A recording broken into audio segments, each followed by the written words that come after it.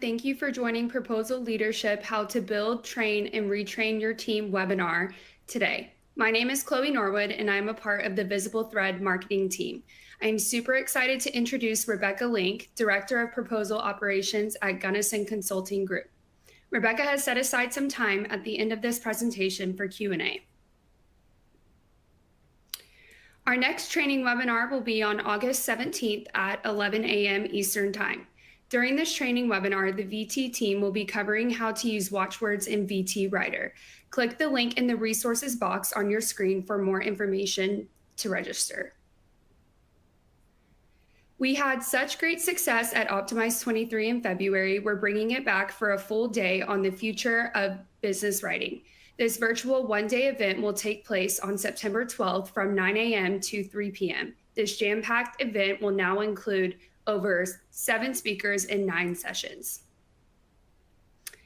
I've put a little poll up on this slide. So what theme at Optimize 23 Business Writing do you like the most? And I'll give everyone a few seconds to fill this out.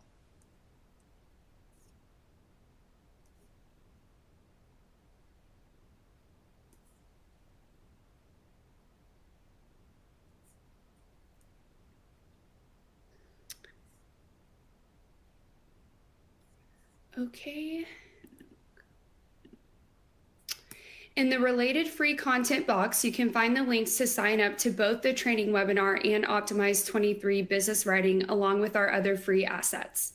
And now finally, I will hand it over to Rebecca Link. Hi, good morning, everybody. Can everybody hear me okay? Chloe, we good? I think we're all good. Yeah. Okay, I just want to make sure. Good morning. So this is such a topic that's near and dear to my heart, because I think that in order to be successful, we have to surround ourselves with great people. So some of this is going to cover some basic kind of things that I've learned along my journey, some fun antidotes, and hopefully some things that will stick in your brain and kind of help you along your path as well in building out high-performing teams. Here we go. So 4 major sections we're going to cover today.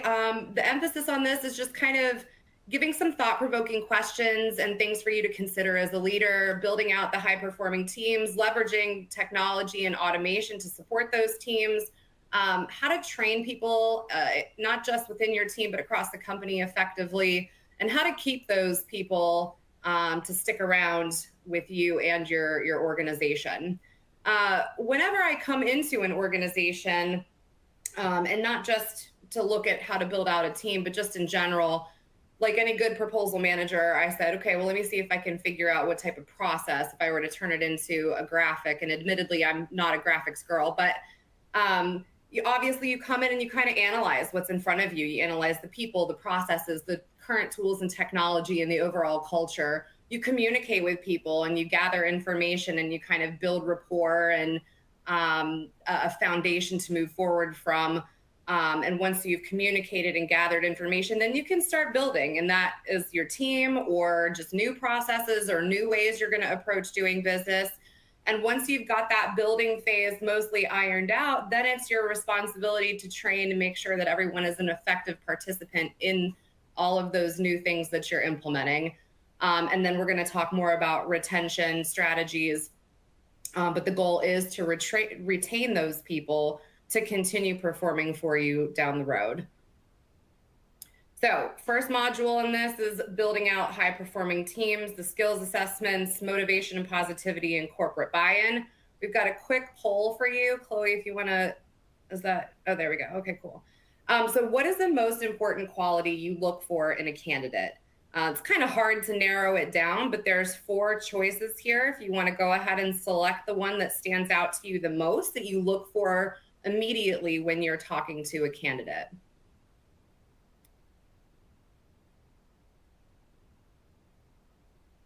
Give you 1 more second to do that.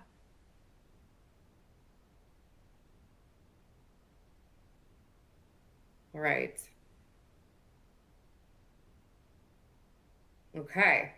Energy and personality. That's where I go first too. Absolutely. Because if I don't want to, we're going to have to talk to each other on a daily basis and we're going to have to work very closely together. And if I don't want to talk to you or if I dread having to communicate with you, that's going to be a problem down the road. Leadership skills is a little lower than where I would have put it. Tactical know-how, strategic thinking. All right, interesting. Okay, did it skip? Okay, we're good.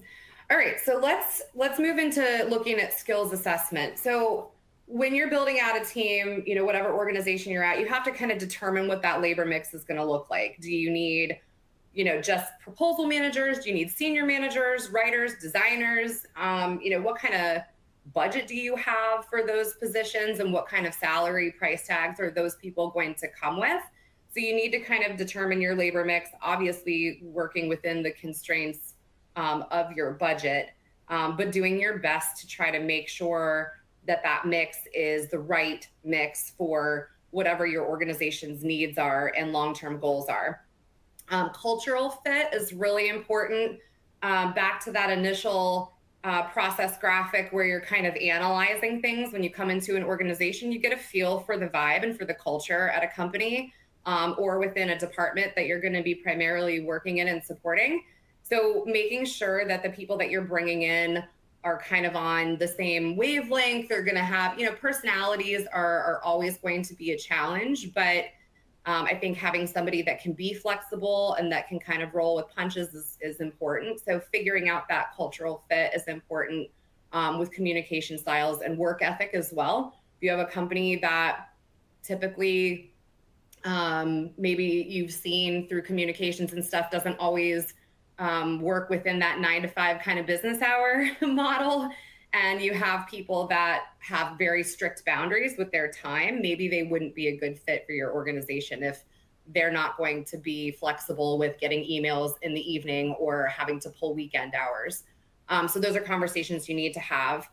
So in that labor mix, maybe some of that is going to be new hires. So when you're doing new hiring, maybe you don't have the budget to hire 5 people all at once and you're going to have to stagger it out. So make a plan for how you're going to build the team over a period of time, who you need to bring in first, who can wait until maybe 6 months down the road, but stagger that out if you need to. And then looking at the onboarding and training process, you're not going to hire someone and they're going to come into your organization and be perfect on day one. You're going to have to train and mentor them and get them immersed in the organization. And that takes time as well. So you have to be strategic with bringing on new people. And maybe you're going to inherit some people, right? Maybe you're coming into an organization where there are already proposal staff or business development staff that you're inheriting.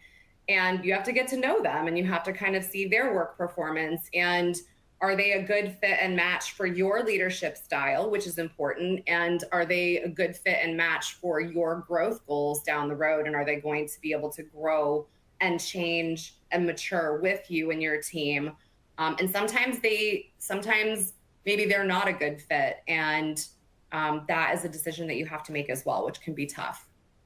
So looking at that long-term growth plan, and making sure that you have the right people that are going to be a part of that. Is it 1 year, 5 years? Where do you see the size of the team in that time frame? And making sure that you're making decisions that are going to match what your goals are. And a mix of skills, right? So if you're working at a smaller organization, definitely, or at least in my opinion, I like people that can be dual-hatted, proposal managers that also know how to do desktop publishing, or graphic designers that can also maybe do some coordination help and, do some SharePoint, support and things like that, because you do need people that can kind of be those chameleons that can help out in other areas. I personally love people that bring a mix of skills. If down the road you look to increase the number of bids that you're doing and getting out the door, then maybe you're going to build a model of staff that's going to grow over a period of time. If you're not in the position if you don't have the budget, if you don't work for an organization that is backing you on building out a large team, there are options that you can use to supplement your staff, whether it's a graphic designer or a writer or a proposal manager, even capture managers and things like that. There are 1099 opportunities, great consulting companies available in the proposal world, Heinz Consulting, KSI, BZ, Opportunity Management, all really great options to augment your staff and resources. Personally, I think that leveraging social media, I don't know about like Facebook or anything like that. Let me be clearer about that. LinkedIn, I think, is a really great tool for networking. And so if you are in the proposal industry, it's great to start trying, and a leader in the proposal industry, it's great to start trying to attend some events or get involved, because it opens your doors to relationships for future opportunities of employment, either for yourself, or if you are looking to build a team, you can say, hey, I worked with this great proposal manager a few years back, or I met this person at a conference. I wonder if they would be open to a conversation. So LinkedIn and word of mouth in the proposal industry, I have found to be a really, really great asset when you're looking to build out teams and kind of have those long relationships. The last little thing I'll say here is hire the person, not the resume, right? Especially in proposals, you're going to get resumes that have all the right words, right? Color reviews, RFPs, compliance matrices, debriefs, lessons learned, blah, blah, blah, all the jargon. And so they all can look very, very similar. But interview the person, talk to the person, get to know them. So we hire the person, not the resume, because that cultural fit, that personality fit, as you guys showed in the poll, that is the most important thing when you're building out a team. So how do we motivate and keep things positive for our team? We need to build trust continually. I like to say, don't talk about it, be about it. How do you want to be treated as a manager? Do you want to be feared? Do you want to be respected? Do you want to be loved? Because when you're able to build a healthy foundation of a relationship with your staff, which takes effort and energy, by the way, you're able to implement something that's called radical candor. There's a whole book that's written about that. And radical candor means that because I care about you, I'm able to come to you with challenging or difficult information. And it makes it a little easier for both of us to work through those moments together in a constructive way than me as a manager coming and finger wagging at you and then the employee leaving feeling undervalued, underappreciated, or just bad about themselves. So when you're able to really form a meaningful relationship with the people that work for you and with you, then it makes those tough conversations a little bit easier. So I'm a huge proponent of that. And then micromanaging versus strategic support. I think that this is super important with proposal managers, especially. You need to ask yourself as a leader, do you need to be there? Or can this person handle it? Maybe you need to give them some tools one-on-one or some ideas on how they can handle a certain situation. But stepping on a proposal manager's toes discredits them as the leaders of their opportunities and the deals that they're working, and undervalues and undermines them in their role trying to lead proposal efforts. So I'm very cognizant of that as a leader. And I'll ask my proposal manager, do you need me on this call? And they'll be like, no, I got it. I'm like, okay. But they know that if they need to escalate something to me, that I'm here and that I will handle things for them. So, you can figure that out also through getting to know someone, again, building that foundational relationship, knowing their personality, knowing what their strengths and weaknesses are, will allow you to provide better and more strategic support versus stepping on toes and micromanaging.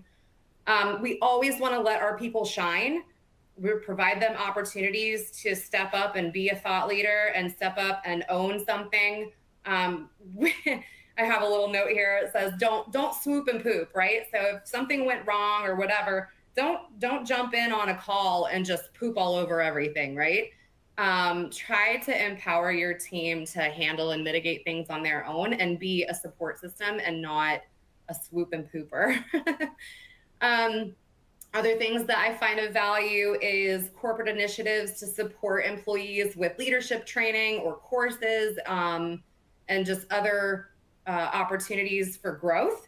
whether it's in what their current role is right now, or maybe they want to learn a little bit more about program management or be, capture or whatever. So providing opportunities, I think, is a constant motivation for a team.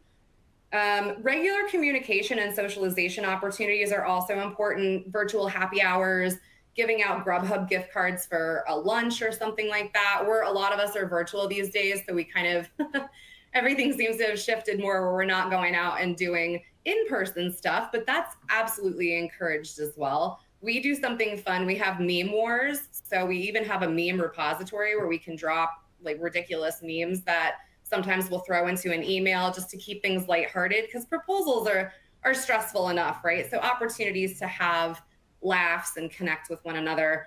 Attendance at company functions is really important. They're maybe offsites or all hands meetings that are held at the corporate level that we should all participate in.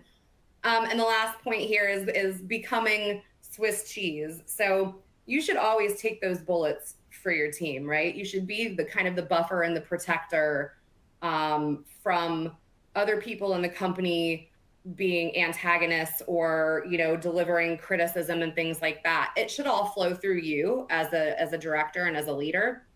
And then you can use that radical candor and that trust that you have to communicate more effectively. But it also goes both ways. Don't let your employees turn you into Swiss cheese too.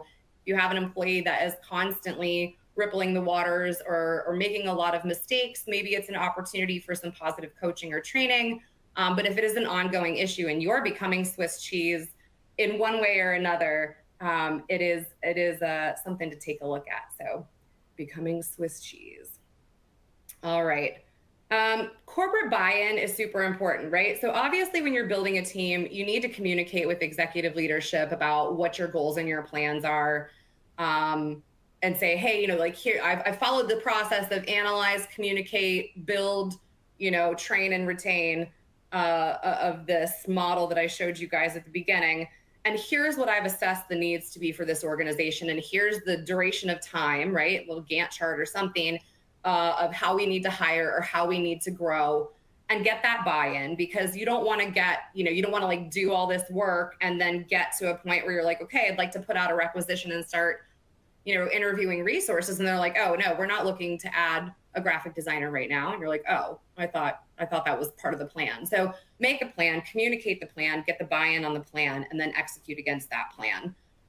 Communicate about things, about what kind of skill mix you're looking to create in your team, what the expectations of that team will be, and what the leadership and the rest of the company can expect from them, and what we're going to expect in return or from other people as well. I think expectations are super important.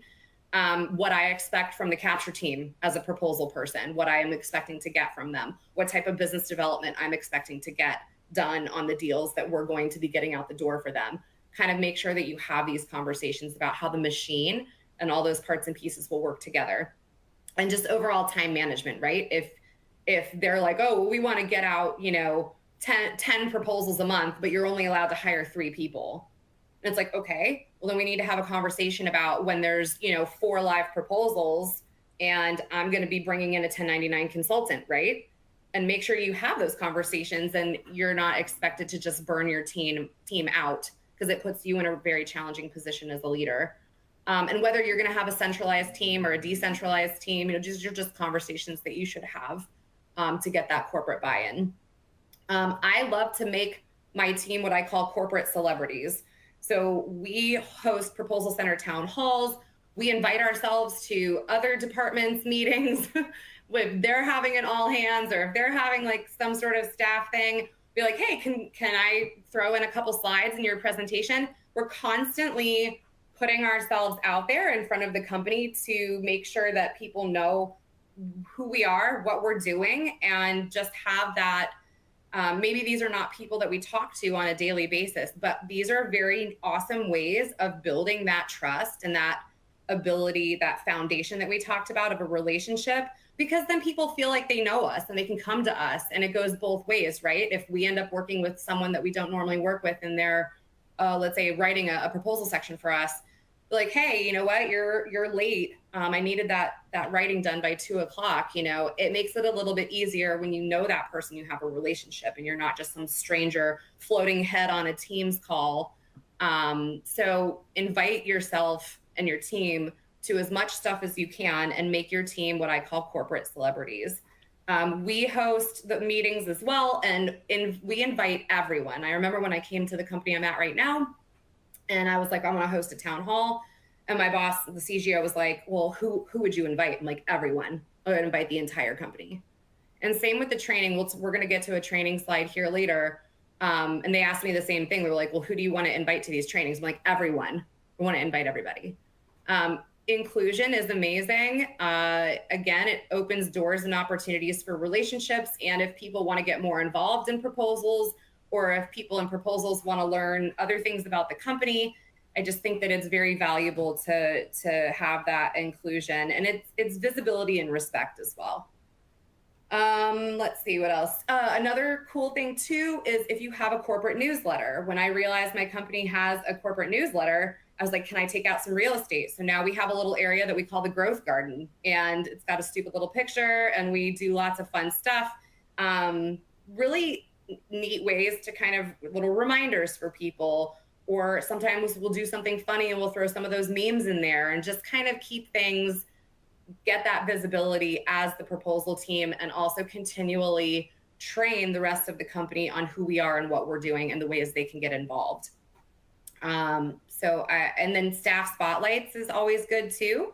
Putting a staff out there and to their level of comfortability, including some pictures of them. Maybe they have a dog, maybe they have a family or whatever, and building that rapport and getting to know them on a personal level is always great.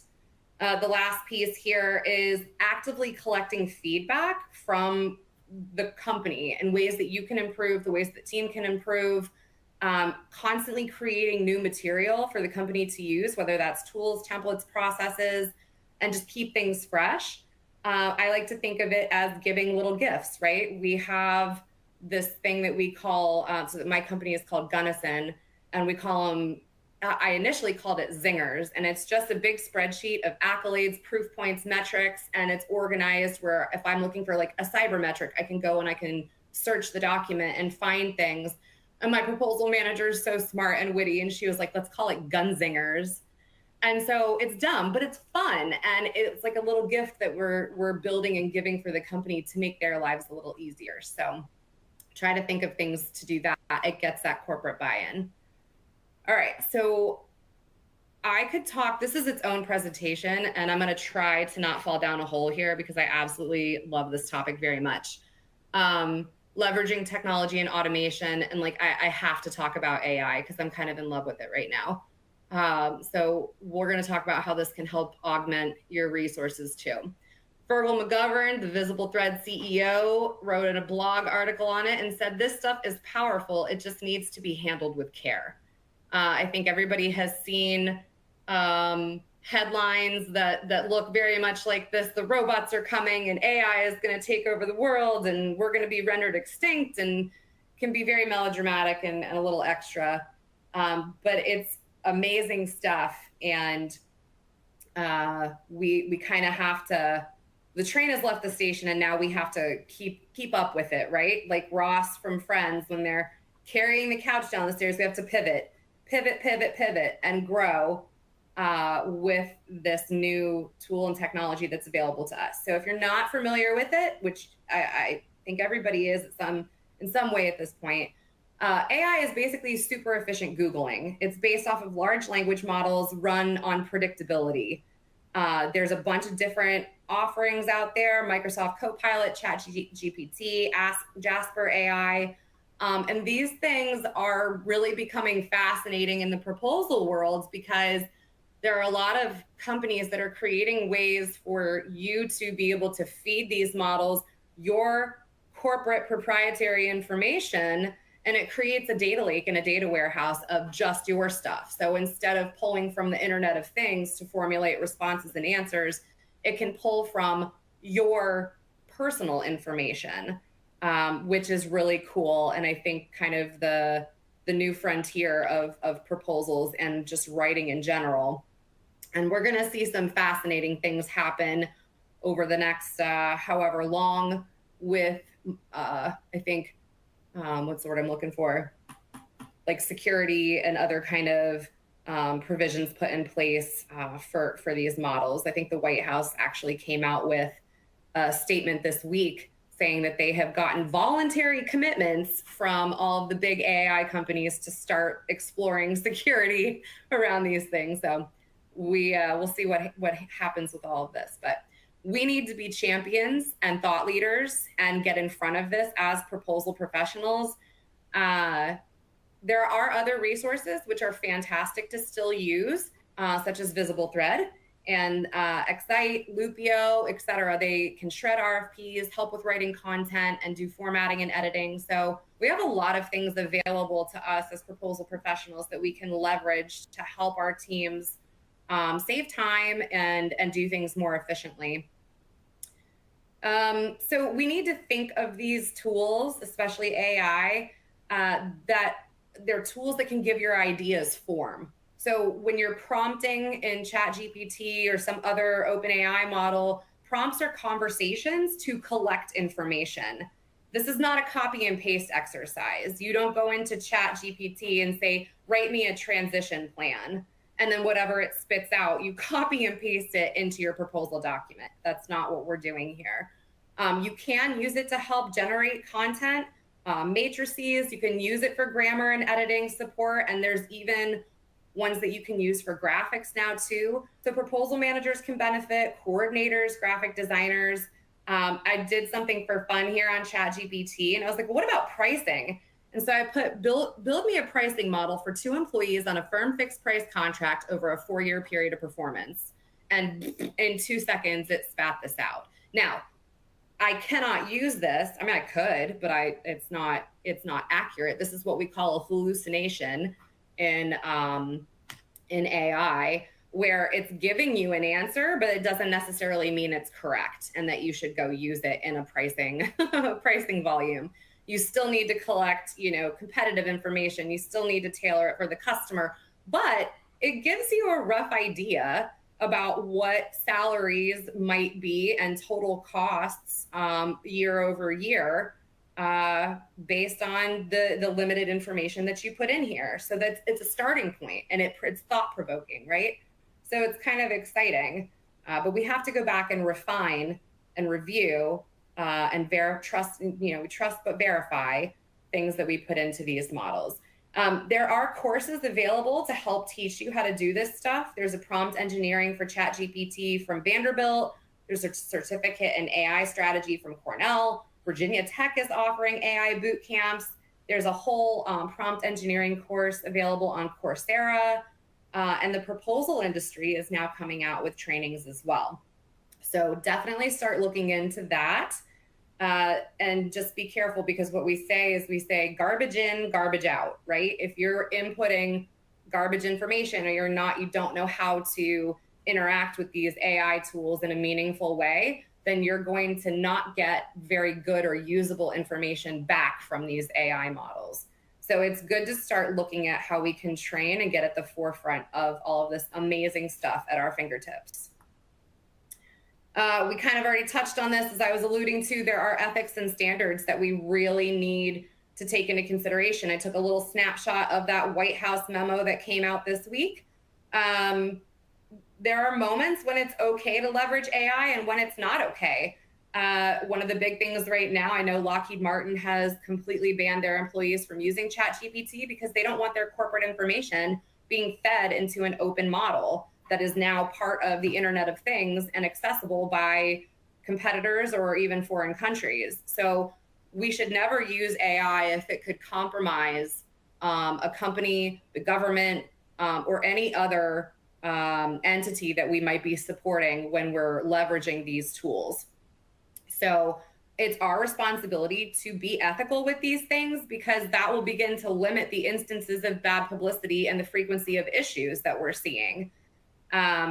This is moving faster than we are, because we haven't put security or ethics or standards in place yet. And I think that's what we're going to start seeing happen now. So right now it is our responsibility to become those experts and train other people on how to do and use these things the right way. As I mentioned, the use of AI is to support the thought process and save time conceptualizing or doing basic research on material. It is not always correct. It has biases, and nor should it be used without reviewing and editing the material it produces. It's an augmentation tool, not intended to replace the human element. Okay, there was a, it's made me chuckle, but it was also kind of horrifying. There's a lawyer in New York. There was a case, this made headlines, that had used ChatGPT for case information. So to build their argument, they went to ChatGPT and they said, and I'm paraphrasing, I have no idea what the actual prompt they typed in, but they were trying to find just proof points or like a case that resembled, the case that they were supporting. And so they were like, find me a case on, I don't know, murder and drugs or whatever. And ChatGPT went to the Internet of Things and was like, here's a case, blah, blah, blah, blah. And it was not true. It fabricated it because it's AI. And you asked it a stupid question, garbage in, garbage out. And it gave this lawyer a hypothetical case that never really happened. And then this dum-dum turned around and actually put it in as part of their submission for prosecution. And now they are being sued and in big trouble. And they said they didn't know, they were unaware that the content could be false. So we have to train, we have to learn how to use these things. Think about everything floating around on the internet and the vastness of the information that these open AI models pull from. True or false, it'll generate stories or hallucinations for you. So be careful when you're using this for proposals. Make sure that you are verifying your information. I think we're beating that horse. So something else that I saw in the news that I thought was interesting to mention is, the political landscape and how when we're approaching elections that AI is now going to be used in ad campaigns as well. We'll see how much of what they're putting out there is true or false. Is it a hallucination? Or is it real information? So be careful with these models, please. All right, moving on. Effective training strategies. So again, this is for your team as a proposal organization or growth organization, but also the company as a whole, because remember, my line of thinking is invite everyone. I think that it's so important to not only cross-train people, give them the opportunity to learn new things, but it also helps them become champions of the process and know how to engage and interact with your team when they come and work on proposals or any other kind of growth initiatives. So we're going to explore 3 things: your corporate maturity, the content planning and delivery of that content, and then opportunities for ongoing professional development. So corporate maturity. I love this. That's like the first thing that came to my mind is, are you a small organization trying to do big boy and big girl things? And I thought of a child wearing grown-up clothes. So you can't just put an outfit on anybody, right? You have to find something that is the right size and the right fit for your organization. So the type of training is built on a handful of things. How big is your company? How many business units, or lines of capability are you supporting?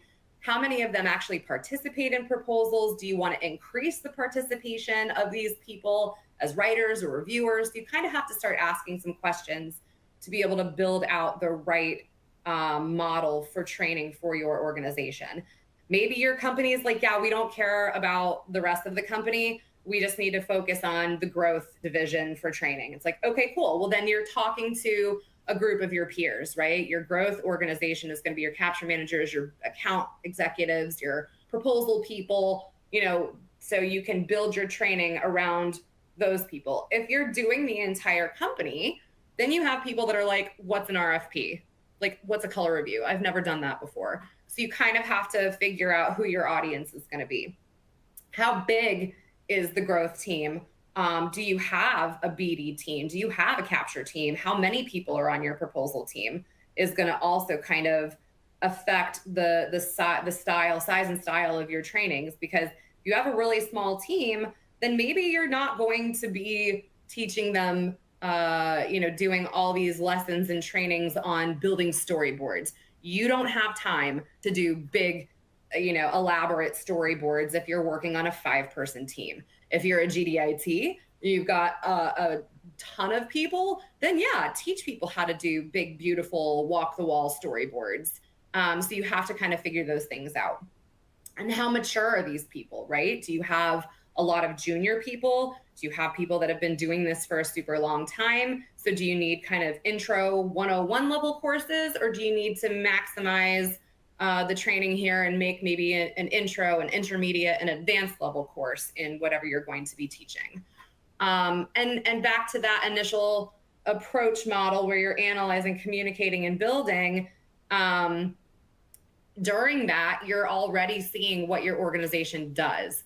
Maybe they are really great. Maybe you have a ton of great writers. So maybe that's not an area that you want to focus on, but maybe you guys are struggling in color reviews and getting actionable feedback and having meaningful recovery sections, and the writers aren't being supported in the right ways. So maybe that is somewhere you want to focus on too. So you kind of can cherry pick what the organization's needs are. You don't have to offer a training in everything under the sun. Figure out what's going to be important to them.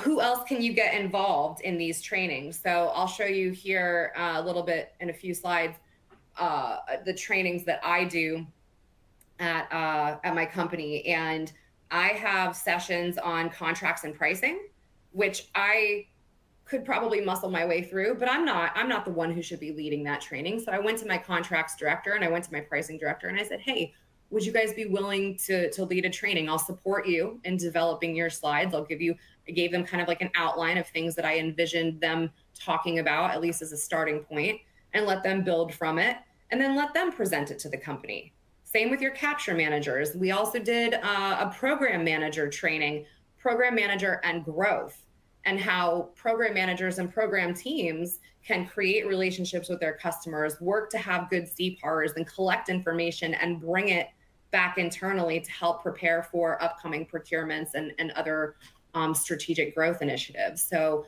that was a really cool training that I had. I picked 3 of our really kind of big program managers that manage really big programs at the company to lead that. Because that's their show, right? So empower other people to participate in training as well. I always like to kind of think big picture too. How do you envision your organization operating in the future? Maybe they're not doing some of these best practices or things, that that you want to see happen today. So what you're training them on, obviously meeting them where they are right now, but also kind of incorporating and communicating those future expectations as well. Where do we want to go? How should we be doing things, moving forward or a year from now? So building your trainings with growth in mind as well. Do you want to submit more bids? Is your win rate low? Have you been losing a lot on price or technical solution? So really kind of looking at asking yourself questions like that when you're building the trainings. How open is your organization to change? Will you need to get buy-in from leadership to help you sell the need for training, right? If you propose, so my company, I rolled out a 9-week training program. 9 weeks is a long time. It was a long time. And we just did it. We called them brown bags. So it was like a lunch and learn. You could eat lunch. We did it every Wednesday at noon for 9 weeks. And we really marketed it. We put it in that newsletter. We sent out reminders. We, incentivized people to participate. So, and I had that buy-in from leadership, and they helped as well. They communicated to their teams that it was an expectation that their staff participated in these activities. So figure out what your organizational culture is and how they feel about training, and that'll help you decide how big or how often and what kind of training to roll out. So content planning and delivery, here's the snapshot of the trainings that I rolled out at my company. And this was based off an assessment of needs. The contracts and pricing I had never done before. That was something that I added in here because those 2 things at my current company, I would say, are fairly immature and they lack structure. And so this is a great way also to start to formalize some of those things that maybe you don't have strong processes or tools or whatever. Maybe you have like one person that's performing the activity. It helps bring awareness and it helps bring structure and support to an area where you might be struggling. If you can roll out some training and guidance on how things should be performed or where you want to see them perform in the future. So we kind of talked about the skill levels already, determining whether you have very junior people or expert level people in your company. I, if possible, love to roll out training at the corporate level, meaning if you have a learning management system or some internal training, module or software that you use, even if it's through like HR where they roll out like the ethics and security training and blah, blah, blah, that's all software. And you can kind of put in different trainings into that and it becomes corporate, right? That this is the company way of doing X, Y, and Z. So if you have that ability, I would strongly recommend doing that. All else fails, send out some Teams invitations to, the all company email alias and encourage people to come. Market it, communicate it, get that buy-in. You can incentivize it by providing opportunities for people to get continuing education credits or units, or sometimes people will tie it to bonuses and things like that. But also I have this funny little meme here of people sleeping. I try to make my trainings as fun as possible and include some funny things or storytelling.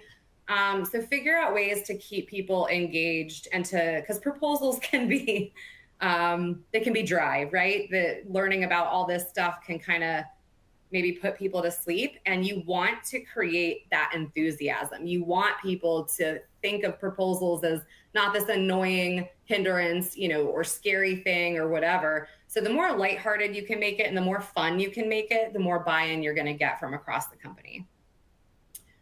Ongoing professional development.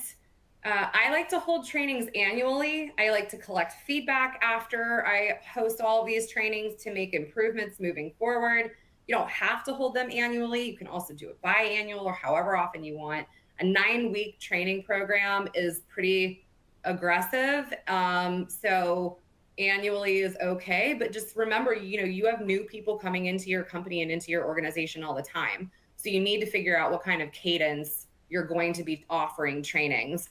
I offer to host ad hoc training when and where needed. So if I have my VP of healthcare and she's like, oh my gosh, I have a bunch of people that I'd like to kind of train up as proposal writers or whatever, can we get something on the schedule for you to do a persuasive writing course with them? Like, absolutely.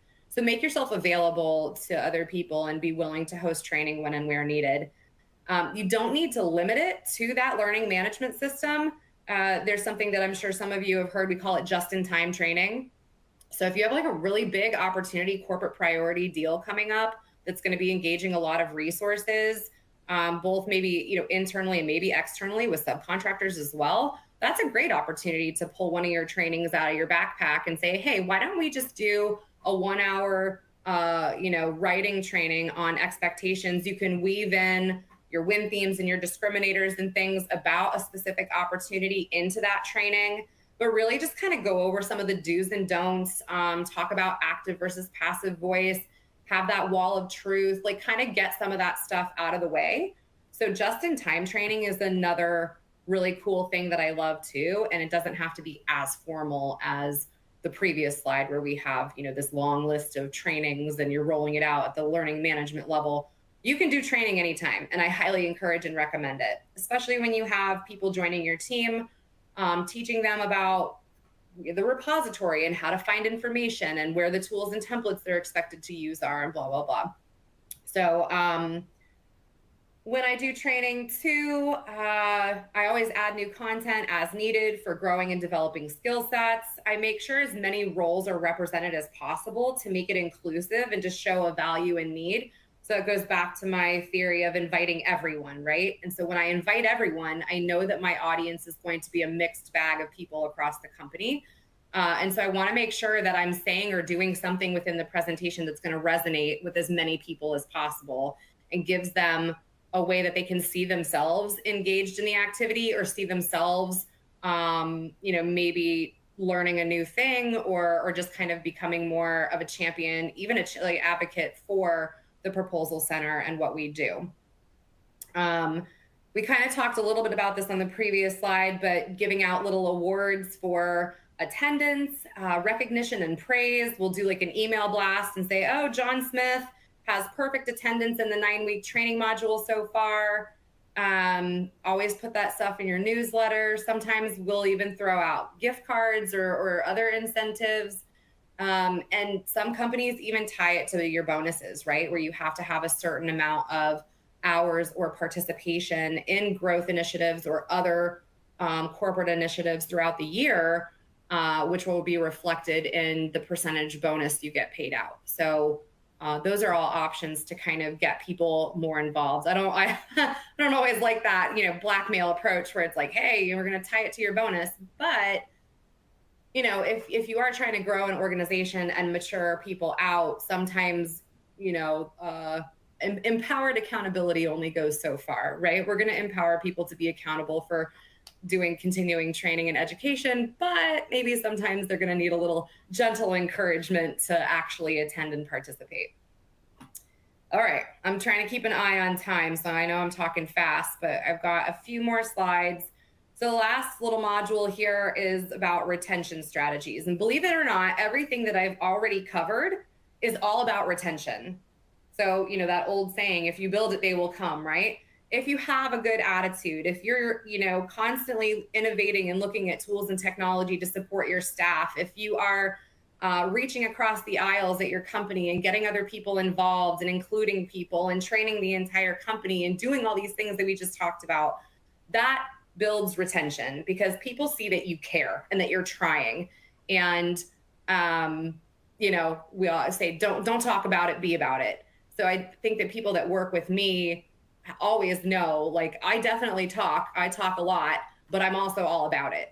So anything that I say, I back up too. So I think that really helps with retention because it builds trust.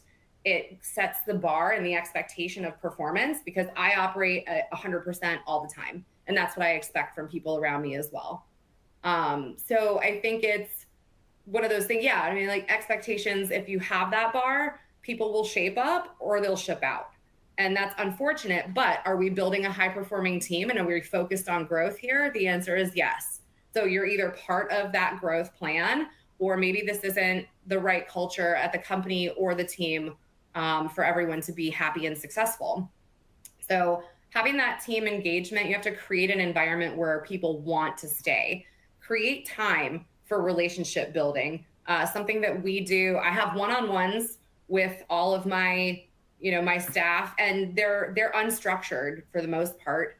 It's kind of just a check-in. I'm not coming with some agenda with things I want to talk to you about.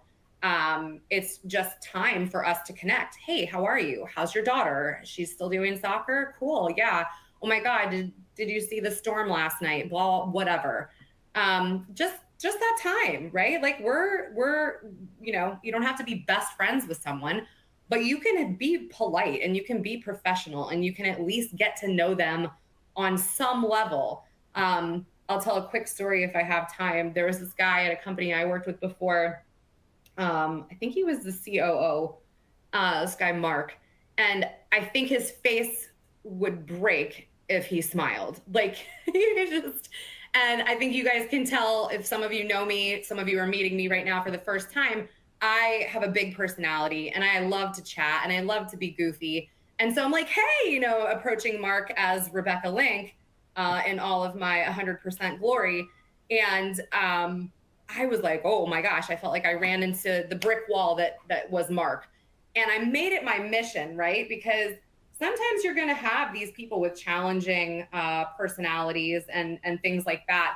And whenever I come across someone like that, my brain goes, new best friend. And I make it my mission to find some sort of common ground. And this took me weeks. And so finally I was chatting with Mark one day and trying to like get to know him or whatever. And I made some comment about drinking wine. And he says, I actually own a significant amount of land out in Loudoun County, and I have a vineyard. I grow grapes. And I was like, oh, here's my moment with Mark. And so we talked a lot about, I was like, oh, what kind of grapes do you grow? Because I know a lot about wine, living in the Virginia wine country region. And that was the foundation, right? And so a couple weeks later, we're walking down the hall past each other, and I say, hey, Mark. And I think I got like half a smile with a hello. So that's a little anecdote there. You can always find some way to connect with people, but you have to put in that work. Different personalities have different needs. Figure out what each individual person needs to thrive, and then meet those needs. Sorry. So other ways to do that, again, with the one-on-ones and things, are cross-functional team meetings. So every month we have a proposal and capture just lunch chat. And again, those are unstructured. There's no agenda set for those meetings. It's like, hey, how are you guys doing? What are you working on? How can we support you better? And like, sometimes it's commiserating where it's like, oh my God, this proposal is such a nightmare, blah, blah, blah. So we have proposals in capture, we have proposals in contracts, we have proposals in recruiting, I have proposal and senior VP, like my business units. I meet with them once a month and just say, hey, how can we support you better? Like, what do you guys need? And then vice versa, right? I'm like, hey, here's something that we could actually use a little bit of support from your teams, and things that we've been noticing as we've been working on deals together. So that's super important, to have that cross-functional communication as well. Team lunches, virtual or in person, those all hands we talked about, really approaching it when you're building these relationships and talking to people from the viewpoint of the whole person. It doesn't always have to be about work. You should make an effort to find something that you can connect on. Like me and Mark and drinking wine. So whatever that is, that's a really great tactic, especially with challenging personalities. I like to provide my team opportunities to unplug as well. So if you notice, you get to know someone and you know their strengths and weaknesses, and you can see maybe that they're burning out a little bit, or maybe they've been irritable lately. These are signs that maybe you can support them in a different way and give them some personal time or space, and have realistic expectations, right? Make sure that you know exactly where people stand and what their boundaries are. The little picture I have up here is of a broken sewer pipe. And this guy that I work with told this story, and it resonated with me, that from leadership and management, he used to work as a construction worker, and when a sewer pipe broke and they're down there in the trench covered with poop water, and there's this the superintendent or the manager standing on the ground above them saying, work harder, work faster, what are you guys doing, blah blah blah. It's like, shut your mouth and get down here in this poop water with us and help us fix the problem. So I try to employ that mindset as well. I just thought that the way he told it was a lot better than the way I told it. But I think it's a really good takeaway of how to be the right kind of leader for your team. Poop water. All right.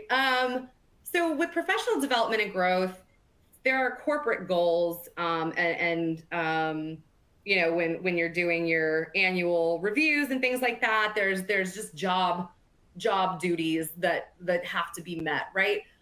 But what I like to do with my teams is I like to pick 3 attainable goals, and attainable is the key word there, right? Let's pick something that we know we're going to be able to achieve, because that way, we feel good about things. 1 internal professional goal, meaning that you're going to take on something internally, or you're going to learn something, or you're going to work with a different person internally that is different or exciting or new or whatever. Internal professional goal. External professional goal. Maybe you're going to get a new certification, you're going to write a blog, you're going to speak at a conference, whatever, something externally that will support your professional development. And a personal goal. Maybe you want to learn how to weave baskets underwater, or you want to deadlift 200 pounds, whatever. And I support people with that. The 200-pound deadlift is actually, or no, I'm sorry, it's a squat. My senior manager right now, that was her personal goal. And so I have check-ins with her and I'll message her and I'll be like, hey, what's your squat today? And I mean, whatever that looks like to your team, meet them and support them, what that support looks like. Different personalities have different needs. Some people are like, leave me the hell alone. Like, I don't want to talk to you all the time. I don't surround myself with those kind of people because I like to talk and I want people that are going to talk with me. But maybe you have somebody that doesn't value constant, frequent communication. And so you're going to back off from them a little bit. So you kind of have to see what support looks like for them. Maybe they don't want to do public speaking. Maybe they hate, they have all the certifications they don't need or want anymore. So you need to figure out what support looks like for each person. There's lots of opportunities with APMP, PMI, AFCEA, SMPS out there in the industry to get that professional development. So take advantage of all of that, support your people. Most companies offer some sort of training money, or professional development allowance every year. Encourage your people to spend that money because it helps you and it helps them grow, and it's good support. Shipley, Visible Thread, Lofeld, Hines, BZ Opportunity Management, they all host trainings and webinars like this that are great for learning and growing. Take advantage of those. And if your team does have interest, support them with those things like public speaking, blogging, hosting webinars, and engaging in mentor protege programs that are available to them. Encourage them to take on some new challenges. All right, last one, recognition and praise. You got to know your team. We've already talked about this, right? Their communication styles, what their strengths and weaknesses are, making sure that you are respecting their boundaries, whether it's their work hours or if they have kids or whatever that looks like. We're all human. We're all weird. As I always say, some of you have heard me say this, people are very people-y. And so be aware of your employees' weaknesses and triggers, play to their strengths. So just be respectful of those things. While I might send emails at 10 o'clock at night, I don't expect others to read them. I know that there's a few people that will, but if you're doing that, you need to have realistic expectations. Repay your employees. We talked about that, kind of giving them opportunities to unplug, which I think is incredibly important. So if I have a proposal manager that's been killing themselves to get something out the door, then when that goes in, I'm going to be like, I don't want to see you online for the next 2 days, and you can charge your time to overhead. Go do whatever that time looks like and needs, to be for you. Go recharge, and, things will be here when you get back. So there are two different types of people on your team. You have what I call productivity wizards. Some people just want to fulfill their job description and look at, their job as a paycheck. And just kind of do what's in front of them and what's delegated to them. These people are needed and necessary. They keep your machine running, right? They are valuable. And then you have your rock stars. You have people that want to, be a part of the improvement and changing that machine, making it innovative, making it more efficient. And they need to be praised and challenged, or they will leave. So identify these people on your team and play to their strengths and weaknesses to make sure you have a balanced team and to have retention from your team as well. Let your people shine. Avoid using the word I as much as possible when you're talking about your team. Ask them for their inputs when and where you're able. Sometimes you have to make decisions as a director and a manager, and you just can't take all the opinions from your team. But use them as a sounding board. Make them feel included and valuable. We talked about becoming Swiss cheese. Empower your people to handle their roles and responsibilities. Let them call the SVP out for being late on a milestone. Let them decide that there needs to be a new in-process review on content that has fallen behind. They get to do that and be there when they come to you with these challenges and help them figure out, ways to mitigate things and then go execute them on their own. So take that back seat.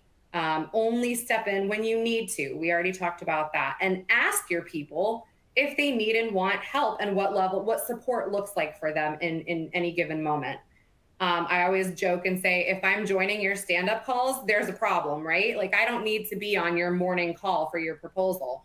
But if the train is coming off the tracks, or if you've come to me and there's support that's needed, I will be there. And if I'm joining your stand-up calls, there's probably a problem, to the extent that you haven't been able to handle it on your own. And now I have to come and hopefully not become Swiss cheese one way or another. Don't step on their toes. It discredits that authority and ownership. Be the bouncer, but let them be the club owner. So those are my key takeaways for you all today. I'm right, right on time, maybe a couple minutes over. I really appreciate your time. Chloe, did you want to take things back over?